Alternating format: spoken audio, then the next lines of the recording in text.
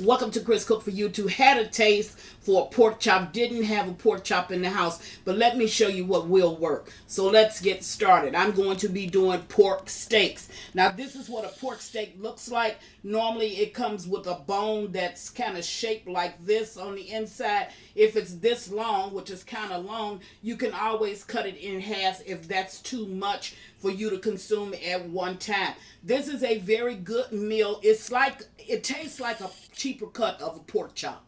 This is a very good meal if you have a whole lot of people to feed, but you're on a budget or you have a little amount of money to spend. You can turn this into, it's 4 chops now or 4 pork steaks now. You can turn this into 8 actually pieces of meat. And this is what I was trying to show you. See that bone right there? Sometimes it comes with the bone and then you can just cut it diagonally. Other times it comes exactly like I've shown you. And they will get a feel of meat. If you serve it with a vegetable and probably a starch, they will get their feel of meat. So I'm going to be frying this up just to make a pork steak poor boy sandwich. Let me repeat that because that's a mouthful. It's going to be a pork steak poor boy sandwich. So I'm going to fry this up, put it with my favorite condiments, and I'm going to show you exactly how it turns out. The seasonings that you're going to need for these pork steaks is going to be thyme, granulated onion powder, chili powder. I'm using garlic salt so I can eliminate the salt, but if you didn't have garlic salt, you had garlic powder, then you can go ahead and use your garlic powder and then just add some salt and some pepper to that. And we're going to coat it with flour and we're going to fry it off. Now, I've already went ahead and washed these up, so all I need to do is add my seasonings to it, and I'm going to meet you at the stove so we can fry it up and serve a cheaper cut of meat that will be similar to a pork chop, but it'll hit the spot if you just want a sandwich. Be right back. I wanted to come back and show you something because I realize this may be something that some of my viewers do not know. First of all, when you wash your meat, you want to pat dry your meat with a paper towel. You don't want all of the liquids from the water that you've washed your meat in to be still on whatever it is that you're cooking. So you want to pat dry it and get it off. You never want to cook your meat frozen. You want to let it thaw, hit room temperature, and then you want to season it, wait a couple of minutes, and then you want to go ahead and fry it up or do whatever type of cooking that you want to do to it. Now, I want to show you something that a lot of people may not know because they're always telling me, I don't think that I didn't get the taste that I thought I was going to get. A lot of times you don't get the taste from seasonings because you don't put enough seasonings on it. So we're going to go ahead and I'm going to just do this side. I've already done the other side.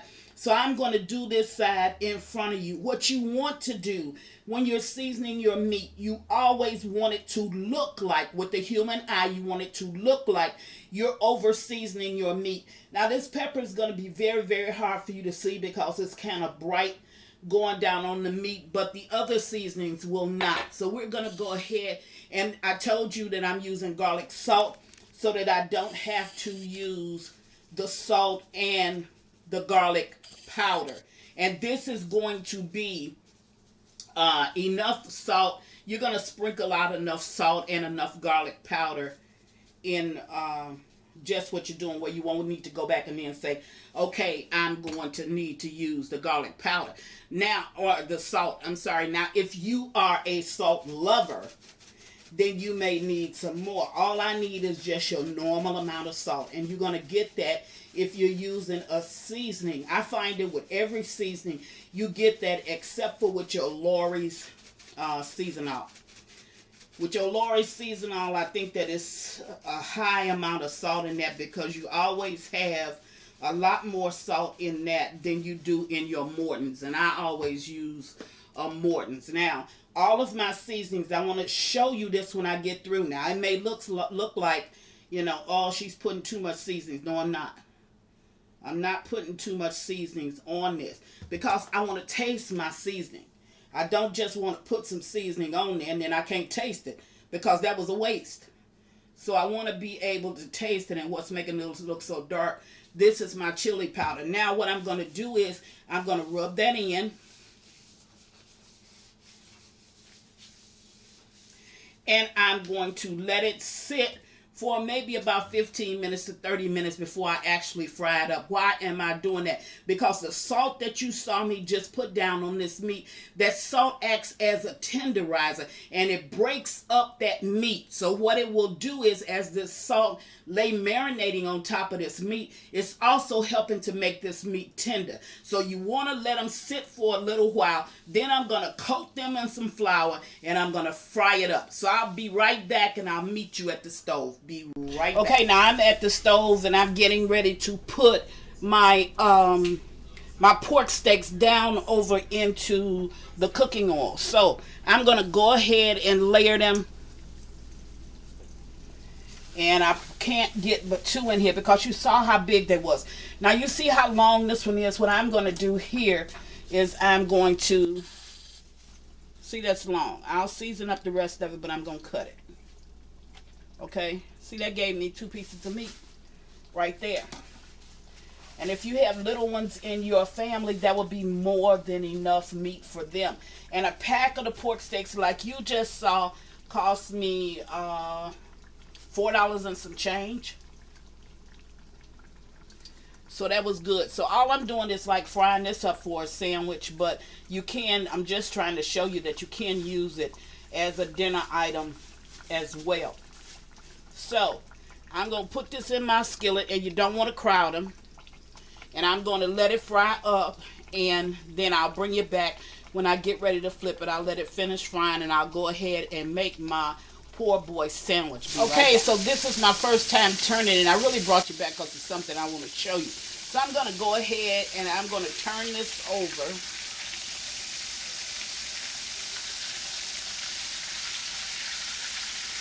Turn this one over.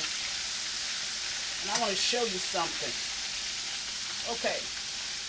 Do you see this little arch right here that's in that pork steak? Sometimes it comes in your pork steaks, it comes in your pork chops. There's a way to prevent that. To prevent that, for me, it doesn't matter in this particular cooking because I'm only making sandwiches out of it. But if you were gonna fry this up and you wanted it to be laying flat just like this one is, or like the one behind it is, to prevent this, you're gonna make a little slit. Okay? Very simple to do. You just make a little slit right there. And that would open that up, flatten it out. But you would do it before you start to frying it, of course. But I just wanted to show you that since I saw it. So I'm going to go ahead and flip these over. And what's giving me a darker color is the chili powder. But the chili powder adds such good flavor to this until I went ahead and used it. If you want yours to just be crispy brown and no chili powder color or no black pepper color, then eliminate it. You just put it on after you get through cooking. But I'm going to go ahead and fry these up, and then I'm going to add the other ones and get them all done so I can get my sandwich together. So I'll be all right back. Now I'm through with the pork steaks. This is the last of them, and I'm getting ready to take them out.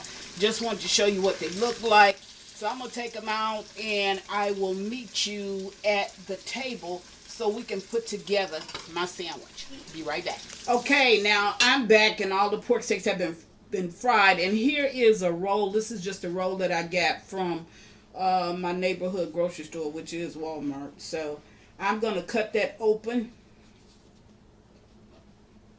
Okay.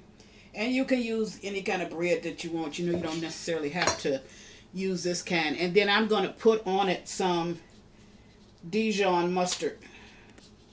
I'm going to mustard down both sides. I spilt a little bit of mustard. I need a dish rag. I'll get it up.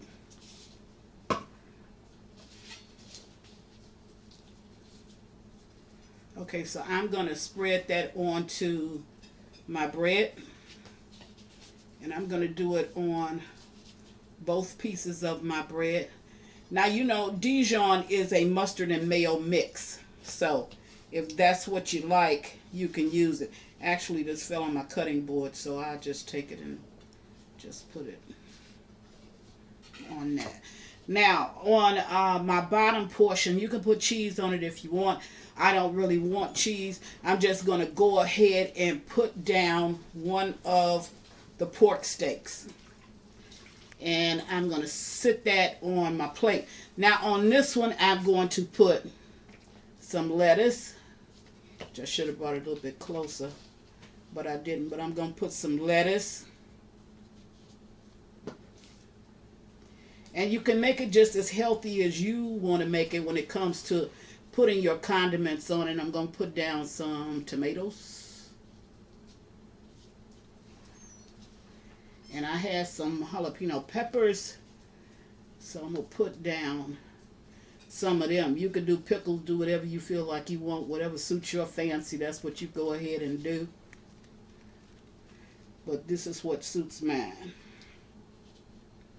Okay.